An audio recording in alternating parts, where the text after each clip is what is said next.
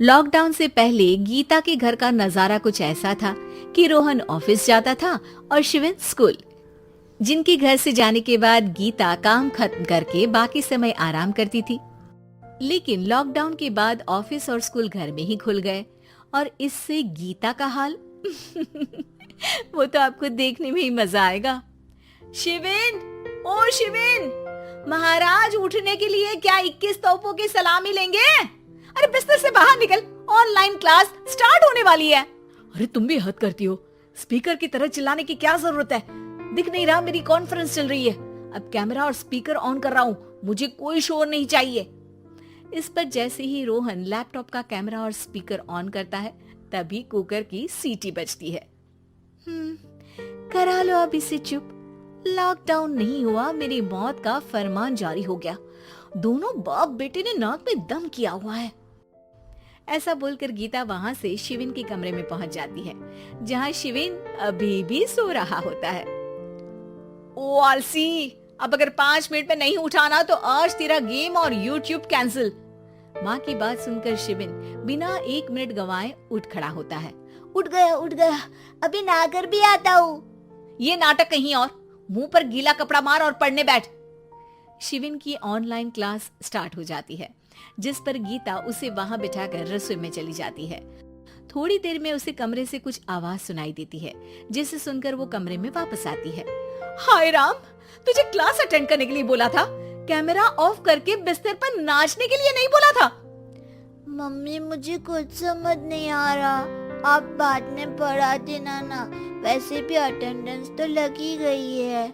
हाँ बेटा, जरूर बन जा, तू अभी से हम सबका बाप बन जा। अरे नहीं मतलब कहाँ से लाते हो इतना दिमाग, और पढ़ाई करते हुए ये चला कहाँ जाता है?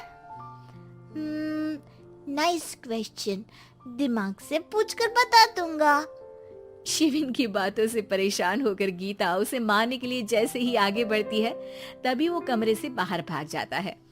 अब शिविन आगे और गीता हाथ में चप्पल पकड़े उसके पीछे पीछे पूरे घर में दोनों घूम रहे होते हैं। इसी बीच वो रोहन के पास पहुंच जाता है और शिविन को मारने वाली चप्पल रोहन के लैपटॉप पर जाकर गिरती है। ओए माँ!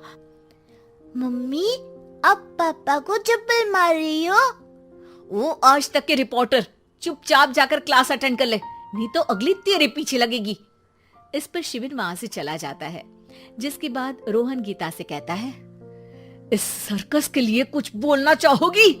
अरे क्या करूं, जब से तुम दोनों घर में रहने लगे हो, घर अपने आप ही सर्कस बन गया है और मैं तुम्हारी नौकर।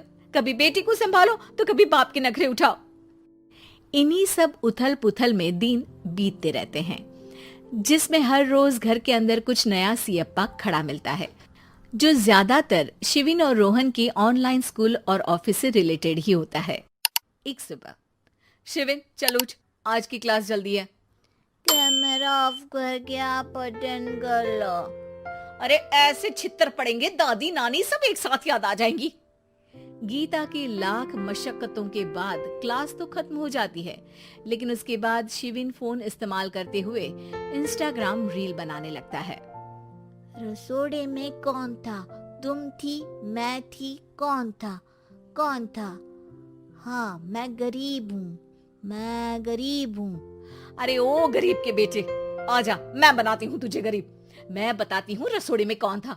पढ़ाई करने बोलो तो इनकी माँ मर जाती है, और ये पागलपंतियां जितनी मर्जी करा लो। गीता शिविन को डांट रही होती है, तभी रोहन बीच में बोल पड़ता है। अरे बच्चा ही तो है, इतना गुस्सा क्यों कर रही हो? बेटे का साथ देने की इसी एक कोशिश में अब शिविन के साथ साथ रोहन भी गीता के गुस्से की सूली पर चढ़ जाता है। अगर बेटे पर इतना ही प्यार आ रहा है तो इसे क्लास अटेंड क्यों नहीं कराते, इसका होमवर्क क्यों नहीं कराते? उस समय तो बहुत जल्दी मीटिंग आ जाती है, वो काम मैं करूं और यहाँ इस बेफिजूली की चीज में तरफदारी करके बन जाओ महान। हे भगवान, कोई तो इनके ऑफिस और स्कूल खुलवाओ, मैं इन्हें और घर में नहीं सह सकती। अरे कुछ और मांग लेती, क्योंकि तुम्हारी ये विश इस साल तो पूरी होने से रही, कोरोना। हाय नास बेटे ने जिंदगी ही बर्बाद कर दी। खाए कोई पचाए कोई, कल मुझे चुन चुन कर सबको मेरी बद्दुआ लगेगी। उन्होंने दुनिया का और इन बाप बेटे दोनों ने मेरा जीना मुश्किल कर दिया। गीता वहां से चली जाती है, जिसके बाद रोहन शिविन से कहता है, अरे तुम्हारी मम्मी इतनी भड़की हुई क्यों है? आपकी वजह से पूरा समय घर में रहते हो और उस पर कोई काम कराने की जगह बस ऑर्डर देते रहते हो। अच्छा बेटे, सारा इल्जाम मुझ पर? पूरा दिन तो वो तुम पर ही चिल्लाती है। हाँ, मतलब दोनों का 50-50 है, कुछ करना पड़ेगा।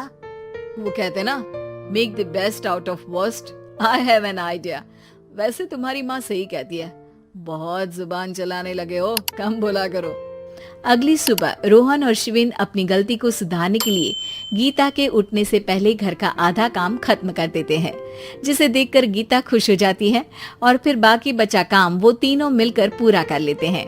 जिसके बाद अब वो सब मिल बांट कर हर काम में एक दूसरे की मदद करते हुए लॉकडाउन का मजा लेने लगते हैं।